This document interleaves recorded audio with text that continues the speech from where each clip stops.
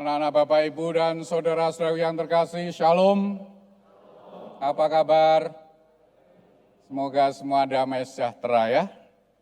Ada seorang muda yang bertanya kepada saya, Romo, mengapa orang-orang Katolik tidak memberikan persepuluhan kepada imam atau memberikan persembahan kepada imam seperti yang dikatakan dalam Alkitab.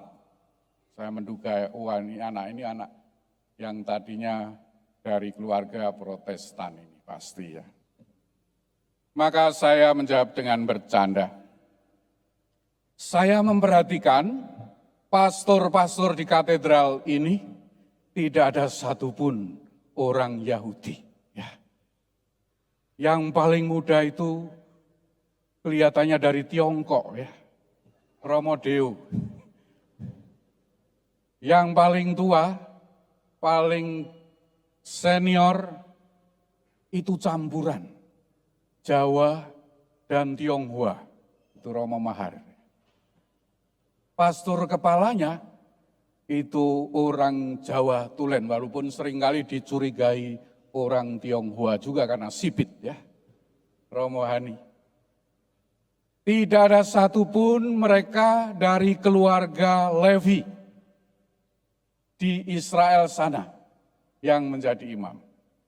Mereka semua orang tuanya bukan dari keluarga Lewi, tetapi ada yang keluarga guru, ada Romo Deo itu bapaknya pedagang bakso, sekaligus katekis, ya. Romo Hani itu orang tuanya itu pendidik, kepala sekolah. Ya.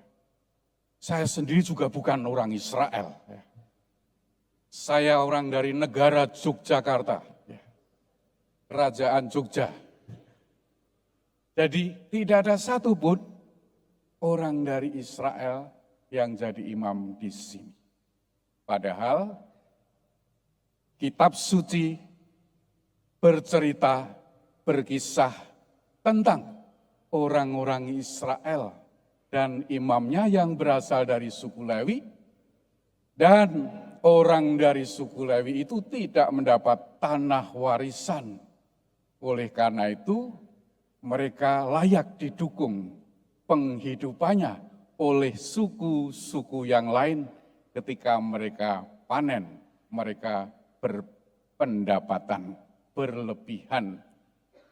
Saudara-saudara terkasih, apalagi orang-orang katedral sini tidak ada yang wajahnya seperti petani-petani ini ya.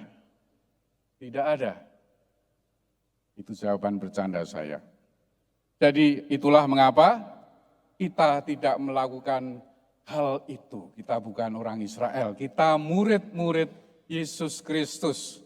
Kita dari keluarga gereja Katolik yang kudus, Katolik dan Apostolik yang didirikan oleh Tuhan Yesus Kristus dengan iman para rasul. Oleh karena itu, iman sejati kita bukan pertama-tama ditunjukkan dengan mengikuti ayat demi ayat kitab perjanjian lama itu yang tidak cocok untuk kita, yang bukan orang Israel, bukan dari keluarga Lewi atau imam-imam Yahudi. Kita adalah pengikut para rasul dan ditunjukkan di dalam bacaan yang kedua tadi dari surat Paulus kepada jemaat di Roma. Apa itu iman sejati? Iman sejati bukan sekedar teori, tetapi pengakuan hidup akan Tuhan Yesus Kristus sebagai Tuhan. Sebab jika kamu mengaku dengan mulutmu bahwa Yesus adalah Tuhan dan percaya dalam hatimu bahwa Allah telah membangkitkan Dia dari antara orang mati, maka kamu akan diselamatkan. Kadang-kadang ada yang menafsirkan ini sebagai hanya karena iman saja, dengan pengakuan saja, hidup jelek, selingkuh dan sebagainya enggak apa-apa. Orang menafsirkan secara keliru begitu. Pengakuan iman yang lahir dari hati yang percaya mengubah hidup kita. Iman sejati dari hati yang diubah itu membuat kita menjadi orang-orang yang hidup lebih mengasihi Tuhan dan mengasihi sesama. Inilah iman yang sejati, iman yang hidup dengan kasih. Karena seperti kata Rasul Yakobus, iman tanpa perbuatan adalah mati. Dalam surat Yakobus bab 2 ayat 17 dikatakan, jika iman itu tidak disertai perbuatan, maka iman itu pada hakikatnya mati. Dan dalam pengadilan terakhir, Raja semesta alam yang akan menghakimi kita sesuai perbuatan kasih kita pada saudara kita yang lapar, haus, telanjang, sakit, dan terpenjara. Dalam Injil Matius bab 25 ayat 40 dikatakan oleh Sang Raja semesta alam, aku berkata kepadamu, sesungguhnya segala sesuatu yang kamu lakukan untuk salah seorang dari saudaraku yang paling hina ini, kamu telah melakukannya untuk aku. Saudara-saudara terkasih, itulah iman yang sejati. Tidak cukup dengan pengakuan di hati, di mulut, tapi dengan perbuatan kasih sebagai buktinya. Namun iman yang kita miliki itu seringkali menghadapi pencobaan, dan kita punya teladan Tuhan Yesus Kristus sendiri bagaimana menghadapi godaan-godaan iman itu. Dalam Injil hari ini, Tuhan Yesus diceritakan dicobai iblis di padang gurun. Bayangkan, 40 hari 40 malam berpuasa. Pasti lapar sekali ya, kemarin yang berpuasa 1 hari pada hari Rabu-Abu sudah mengalami itu. Iblis menggoda Yesus dan menyuruh agar Yesus mengubah batu menjadi roti. Mungkin kalau kita yang jadi Yesus dan memiliki kemampuan mengubah batu menjadi roti, kita tergoda ya. Mengubah semua batu-batu di padang gurun, lalu kita buka warung ya. Tapi Yesus tidak tergoda, dia tetap setia kepada Bapa. Kita melihat bagaimana iman sejati Yesus diuji. Yesus dalam kelemahannya sebagai manusia mengandalkan kekuatan firman Allah. Ia menolak godaan duniawi dan menunjukkan bahwa iman sejati adalah memilih Allah di atas segala sesuatu, termasuk kenyamanan makanan, termasuk kekuasaan atas segala sesuatu di dunia ini, termasuk ketenaran, ya, karena bisa jatuh dari hubungan bait Allah dan toh tetap selamat. Gereja Katolik yang dibuat Tuhan Yesus Kristus dengan iman para rasul mengajarkan kita bahwa iman adalah anugerah Allah, tetapi kita juga memiliki peran aktif di dalamnya. Gereja melalui katekismus menyatakan iman adalah suatu tindakan manusiawi yang berarti bahwa akal, budi, dan kehendak manusia bekerja sama dengan rahmat ilahi. Ini berarti bahwa iman bukan hanya keyakinan pasif, pengakuan dalam mulut dan hati, tetapi juga tindakan nyata yang melibatkan seluruh diri kita. Dengan iman itu kita menjawab perintah Tuhan untuk mengasihi Tuhan dengan segenap hati, dengan segenap jiwa, dengan segenap akal budi, dan mengasihi sesama seperti diri sendiri. Saudara-saudara terkasih, bacaan-bacaan hari ini meneguhkan kita akan iman sejati yang kita miliki sebagai orang beriman dalam Gereja Kudus Katolik dan Apostolik, mewarisi iman para rasul.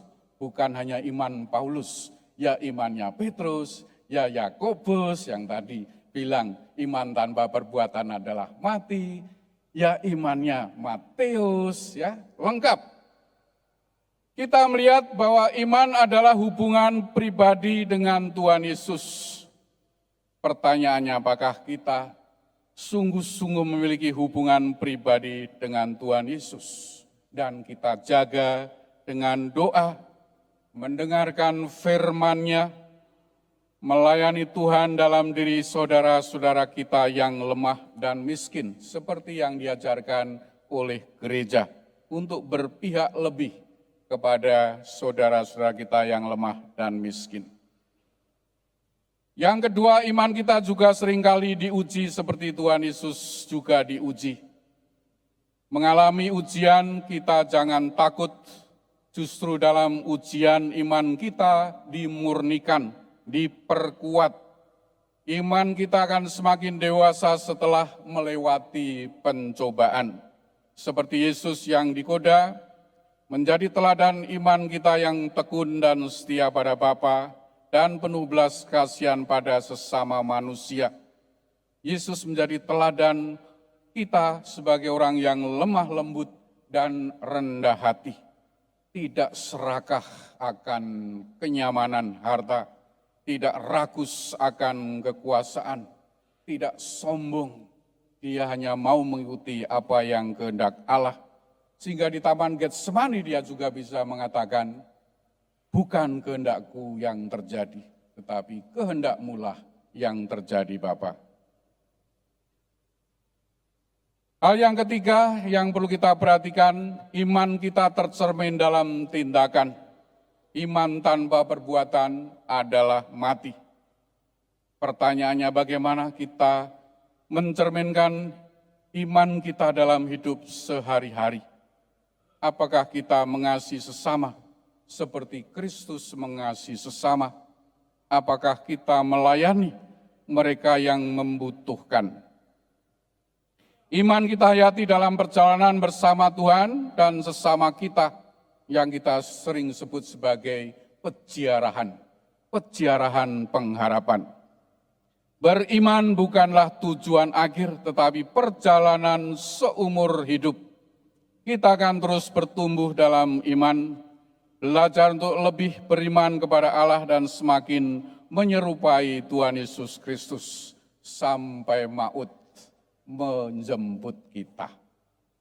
Mari kita terus tekun dan setia untuk bertumbuh dalam iman sejati bersama gereja yang kudus, katolik dan apostolik, gereja sebagai tubuh Kristus sendiri.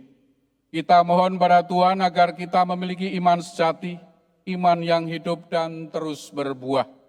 Dan semoga Roh Kudus membimbing kita dalam perjalanan iman kita sehingga kita semakin dapat mengenal dan mengasihi Yesus Kristus dengan lebih dalam, dengan lebih tekun, dengan lebih setia dalam persaudaraan dan bela rasa kita satu sama lain. Kemuliaan kepada Bapa dan Putra dan Roh Kudus seperti pada permulaan, sekarang, selalu dan sepanjang segala abad. Amin.